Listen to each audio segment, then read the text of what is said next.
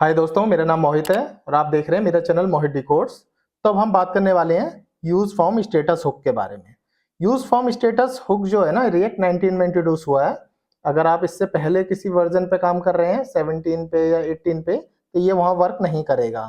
इससे पहले जो इसका काम था ना, वो स्टेट के थ्रू होता था। यूज स्टेट के थ्रू हम ये सारी फंक्शनैलिटी को अचीव करते थे इसके आने से पहले। अब ये यूज फॉर्म स्टेटस हुक आ गया है तो हमारा काम बहुत ही ईजी हो गया है। और उसको हम जो चीज हम बहुत लंबा कोड और कॉम्प्लिकेटेड कोड लिख के हम उसको अचीव करते थे, अब इजी वे में हम वो चीज अचीव कर सकते हैं। मैं आपको दिखा देता हूँ यूज स्टेट हुक किस लिए यूज होता है। पहले एक एग्जांपल के थ्रू आपको नॉर्मल यूआई के थ्रू समझा देता हूँ। For example, user name password डालते हो और एंटर करते हो, या फिर कोई नॉर्मल कोई फॉर्म भरते हो, किसी एग्जाम का फॉर्म भरते हो या किसी फॉर्म भरते हो, तो लास्ट में एक सबमिट बटन होता है। तो जब सबमिट बटन आप क्लिक करते हो तो फॉर्म आपका सबमिट हो जाता है बैकएंड पे, मतलब आपकी एप्लीकेशन सबमिट हो जाती है। तो कभी कभी ऐसा होता है कि सबमिट बटन डालने से बाद ना, देखो जैसे मेरा ये डिसेबल हो गया है और सबमिटिंग लिख रहा है फॉर्म, और जब मेरा सबमिट हो गया तो अनेबल हो गया, ये सारा डिलीट हो गया जो भी मैंने यहाँ फिल करा था। पहले यहाँ सबमिट हुआ, ये बटन डिसेबल हुआ, और जब डिसेबल से इनेबल हुआ तो मतलब मेरा फॉर्म सबमिट हो गया। कभी कभी ऐसा होता था, अगर ये चीज फीचर ना आए तो आप डबल क्लिक कर देते थे। जैसे आप डबल क्लिक करते थे वो फॉर्म 2 बार सबमिट हो जाता था। तो ये फीचर को बचाने के लिए, ये इशू को बचाने के लिए हमारा use form status hook react 19 में इंट्रोड्यूस हुआ है। तो यूज फॉर्म स्टेटस हुक जाने से पहले ना आपको ना रिएक्ट सर्वर कंपोनेंट के बारे में थोड़ा सा जान लेने की जरूरत है।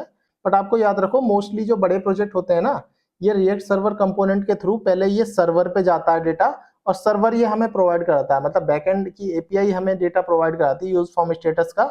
उस एपीआई को हम यूज करते हैं एज ए क्लाइंट पे, और फिर इसको अचीव करते हैं इसकी फंक्शनैलिटी को। अभी फॉर एग्जांपल आपसे कोई पूछे यूज फॉर्म स्टेटस हुक, ये रिएक्ट सर्वर कंपोनेंट के थ्रू बैकएंड जाएगा पहले सर्वर के पास, सर्वर पर डिप्लॉय होने के बाद सर्वर से फिर ये क्लाइंट पर डिप्लॉय होगा, फिर क्लाइंट जो है इसको यूज करेगा। ऐसे इसको समझ लीजिए। ये सिर्फ इंटरव्यू प्रोस्पेक्टिव से मैं बता रहा हूँ, बाकी मैं यूज फॉर्म स्टेटस हुक को अपनी तरीके से समझाऊंगा जो आप इजीली समझ पाओ। तो ठीक है, चलते हैं अपने वीएस कोड पर, समझते हैं यूज फॉर्म स्टेटस हुक को डिटेल में, सब कुछ विद एग्जांपल।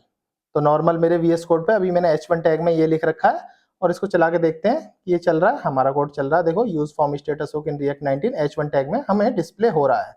तो अब क्या करते हैं, यूज फॉर्म स्टेटस हुक को अचीव करने के लिए हमें एक फॉर्म बनाना पड़ेगा। इस फॉर्म में कुछ लिखना पड़ेगा, like user name, email, password type का 3 इनपुट फील्ड चाहिए। तो पहले एक फॉर्म बना लेते हैं। फॉर्म एक्शन, एक्शन में handle form submit, handle form submit करके एक फॉर्म बना लेते हैं। इसमें एक यूजर नेम, एक ईमेल और एक पासवर्ड, 3 चीज रख लेते हैं। और पासवर्ड के बाद एक बना देते हैं एक बटन, बटन बटन सबमिट। ठीक है, मेथड पोस्ट अभी नहीं रखते क्योंकि हम बैकएंड को इसको डेटा नहीं भेज रहे, अपनी तरफ ही हम दिखाएंगे। तो एक बटन बना लेते हैं, बटन में टाइप सबमिट बटन बना लेते हैं और एक फॉर्म बना लेते हैं। अभी क्या है, ये एक्शन वाला बटन हटा देते हैं, अभी फिर कोड दिखेगा नहीं इसके बिना। तो अभी देखते हैं, यूजर नेम, ईमेल, पासवर्ड और सबमिट, सारे बटन इजीली दिख रहे हैं। अभी ना एक BR टैग लगा लेते हैं इसके नीचे। इससे क्या होगा, हमारा कोड इजीली ऐसा दिखेगा जैसा हमारा यूआई, एक बढ़िया यूआई दिख जाएगी। एक BR टैग और लगा लेते हैं। ठीक है, 2 BR टैग लगा दिए तो एक स्पेस बन गया होगा यूजर नेम ईमेल के बाद। ठीक है, ये भी हो गया। अब क्या करते हैं, इसको कॉपी करते हैं सीधा, इसके नीचे भी लगा लेते हैं और इसके नीचे भी लगा लेते हैं। अभी देख लेते हैं यूआई हमारी कैसी दिख रही है। एकदम जैसी यूआई हमें चाहिए थी ऐसा ही यूजर इंटरफेस दिख रहा है। अब क्या करते हैं, यहाँ पे लिखते हैं एक्शन, एक्शन, और इस ब्रैकेट में लिख देते हैं सबमिट। ठीक है, हैंडल सबमिट करके एक फंक्शन यहाँ बना लिया। अब इसको कॉपी करते हैं, हैंडल सबमिट फंक्शन ऊपर हम लिख लेते हैं कॉन्स्ट करके, कॉन्स्ट हैंडल सबमिट फंक्शन। और हैंडल सबमिट फंक्शन में एक एरो फंक्शन नॉर्मल बना लो, एक एरो फंक्शन। एरो फंक्शन में कंसोल लॉग में, कंसोल डॉट लॉग में सिंपल एक प्रिंट करा देते हैं फॉर्म सबमिटेड, सिर्फ देखने के लिए कि हमारा फॉर्म सबमिट हमें कंसोल लॉग में दिख रहा है कि नहीं दिख रहा। अभी के लिए सिर्फ इतने लिए हमने करा है। अब राइट क्लिक करके इंस्पेक्ट कर लेता हूँ और फॉर्म देख लेता हूँ, फॉर्म हमारा सही काम कर रहा है। उसके बाद नेक्स्ट कोड स्टार्ट करेंगे। जब मैं सबमिट करता हूँ, चलो कुछ फिल करना पड़ेगा, मैंने रिक्वायर्ड लिख दिया था यहाँ पे, चलो मैं अभी हटा देता हूँ। इन रिक्वायर्ड फील्ड की भी जरूरत नहीं है, तो रिक्वायर्ड फील्ड यहाँ से हटा देता हूँ। रिक्वायर्ड का मतलब होता है मैंडेटरी फील्ड है, आपको भरनी पड़ेगी। अब मैं सबमिट करके देखता हूँ, तो देखो फॉर्म सबमिट यहाँ प्रेस हो गया। प्रेस हो गया, मतलब हमारा हैंडल सबमिट फॉर्म एकदम करेक्ट चल रहा है जैसा हमें चाहिए था। अभी क्या मैं करता हूँ, देखो जैसे कि मैंने बताया था रिएक्ट सर्वर कंपोनेंट के थ्रू ये वर्क करता है, मतलब पहले ये सर्वर पे डिप्लॉय होता है अपना यूआई, फिर वहां से हम इस यूआई को क्लाइंट पे डिप्लॉय करते हैं। इस हिसाब से मान के चलो तो हमें एक एपीआई की तरह इसको काम कराना है। तो एपीआई की तरह काम क्या करता है, हमें इस पे एक प्रॉमिस बनाना है। प्रॉमिस मैंने ऑलरेडी जावास्क्रिप्ट में पढ़ाया हुआ है, वहां जाके आप रिवाइज कर सकते हैं। एसिंक अवेट का भी मैंने लेक्चर बनाया हुआ, तो इसको आज हम एसिंक अवेट की तरह यूज करते हैं। इसके अंदर सेट टाइम आउट लगाते हैं। तो सेट टाइम आउट से लगाने से क्या होगा, ये एक एसिंक्रोनस कोड की तरह वर्क करेगा। जैसे एपीआई आने में कुछ डिले होता है, ऐसे ही सेट टाइम आउट कुछ डिले में हमें कोड भेजता है, तो ऐसे वो एपीआई की तरह ही काम करना स्टार्ट करता है। तो अभी क्या मैं करता हूँ, इसके पहले ना एसिंक लगाता हूँ, एसिंक, और इसको अभी इसके बाद में अवेट लगा देता हूँ। यहाँ पे अवेट में न्यू प्रॉमिस लगा देता हूँ। न्यू प्रॉमिस से क्या होगा, ये एक प्रॉमिस करेगा कि या तो ये रिजॉल्व होगा या फेल्ड होगा। अभी नॉर्मल प्रॉमिस लगाया है मैंने, इसको इसे एपीआई की तरह बनाने की कोशिश करा है। इसके अंदर सेट टाइम आउट लगाया है। सेट टाइम आउट में मैंने इसको 2 सेकंड 2000 मिली सेकंड, मतलब 2 सेकंड का डिले में जो भी भेजो 2 सेकंड के डिले में भेजो। अभी मैंने एपीआई को इस तरह से, एपीआई की तरह से मान लो कि एपीआई का डेटा है 2 सेकंड से डिले में आ रहा है, अभी के लिए ये समझ लो। अभी सबमिट करके देख लेते हैं 2 सेकंड के डिले पे मेरा कोड चल रहा है कि नहीं। अब मैं करता हूँ सबमिट, देखते हैं 2 सेकंड में यहाँ कुछ लिख जाएगा। हाँ देखो 2 सेकंड के बाद फॉर्म सबमिट लिख गया। अब मुझे करना ये है, मुझे एक ना नई फाइल बनानी है।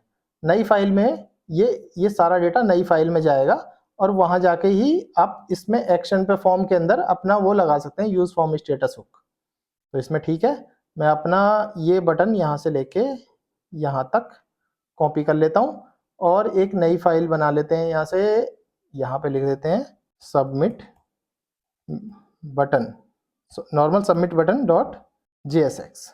ठीक है, तो मैं क्या करूंगा, सबमिट बटन बनाने के बाद यहाँ पे फंक्शन लिखूंगा। फंक्शन के अंदर सबमिट बटन के बाद एक फंक्शन बनाया, और इस फंक्शन के बाद यहाँ पे लिखा रिटर्न के अंदर नॉर्मल, इसके अंदर एक डिव बनाया, और डिव के अंदर जो भी मेरा कोड था वहाँ से जो मैंने कॉपी किया था, शायद कॉपी नहीं हुआ वहाँ से, तो यहाँ से कॉपी कर लेता हूँ दोबारा, और यहाँ पे मैं सिंपल ये कोड पेस्ट कर देता हूँ। राइट क्लिक करके फॉर्मेट डॉक्यूमेंट करूँगा, तो ये फॉर्मेट डॉक्यूमेंट हो जाएगा जैसा मुझे चाहिए था।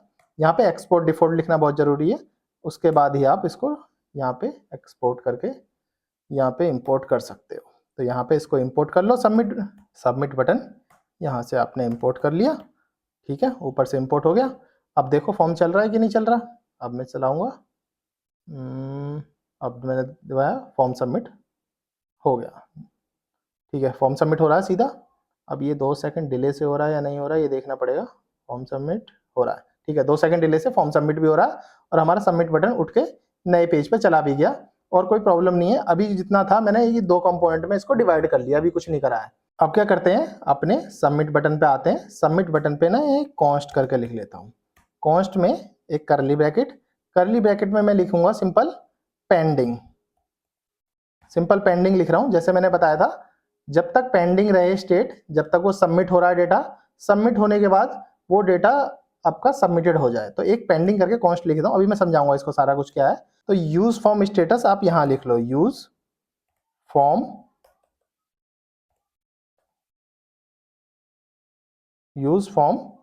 स्टेटस।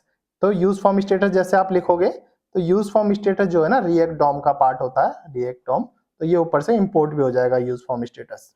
आप यहाँ console.log में आप देख लो पेंडिंग में क्या आ रहा है। इनिशियली पेंडिंग में ना ट्रू आ रहा होगा, तो इस इनिशियली पेंडिंग में ट्रू मिलता है, फिर इसको हमें फॉल्स कराना है। इस हिसाब से मैं इसका कोई लॉजिक लगाऊंगा। अभी के लिए देख लेते हैं क्या आ रहा है। मैं पहले रिफ्रेश करता हूँ, इनिशियली देखो फॉल्स है, जब मैं इसको सबमिट करूंगा तो ये ट्रू हो जाएगा। अब क्या करना, ट्रू होने के बाद, फॉर्म सबमिट होने के बाद ये फिर फॉल्स हो जाएगा। जब मैं, अब देखो दोबारा से देखना, जब मैंने सबमिट क्लिक करा तो ये ट्रू हो गया, जब मेरा फॉर्म सबमिट हो गया तो ये फॉल्स हो गया। बस इसी का ही लॉजिक को यूज करना है। कैसे करेंगे इसके लॉजिक को यूज, पेंडिंग यहाँ से उठाओगे और यहाँ लिखोगे डिसेबल्ड, और डिसेबल्ड के बाद सीधा पेंडिंग। अब क्या करोगे, अब देखो पूरा का पूरा देखना। अब मैं इनिशियली देख रहा हूँ, इनिशियली ये फॉल्स होता है, जब मैं सबमिट बटन को दबाऊंगा तो ये ट्रू हो गया, डिसेबल है, देखो डिसेबल है, और जैसे फॉर्म सबमिट हुआ तो ये फिर इनेबल हो गया और ये फॉल्स हो गया। अभी समझ लो जब सबमिट करते हैं तो ये डिसेबल्ड हो जाता है, सबमिट हो जाता है, जब फॉर्म सबमिट हो जाता है 2 सेकंड बाद तो ये फॉल्स हो जाता है। तो अभी डिसेबल इनेबल तो हो गया। अब क्या करता हूँ, पेंडिंग के हिसाब से टर्नरी ऑपरेटर यहाँ पे फिट कर देते हैं। टर्नरी ऑपरेटर आप सबने मैंने पहले ही सिखा रखा है। अगर पेंडिंग है, अगर पेंडिंग है क्वेश्चन मार्क, तो फिर यहाँ कुछ और, अगर नहीं है तो कुछ और। तो यहाँ पे सीधा सबमिट, अगर पेंडिंग चल रहा है तो सबमिटिंग, तो submitting, submitting dot dot dot, ऐसा लगे कि सबमिटिंग हो रहा है फॉर्म और सबमिट होने के बाद सबमिट हो जाए। तो ठीक है, अब चला के देखें। अब देखो इनिशियली तो फॉल्स है, जैसे मैं करूँगा इसको ट्रू हो जाएगा। देखो सबमिटिंग लिख रहा है ऊपर, सबमिटिंग, सबमिट होते ही सबमिट आ गया, तो मतलब हमारा डेटा यहाँ सबमिट हो गया। अगर मैं चाहता तो इस जगह पे मैं अपनी एपीआई के थ्रू अपना डेटा, जो फॉर्म का डेटा है, बैक एंड को भी भेज सकता था। ठीक है दोस्तों, अभी के लिए इतना ही, फिर मिलते हैं नेक्स्ट लेक्चर में। तब तक के लिए थैंक्स फॉर ज्वाइनिंग।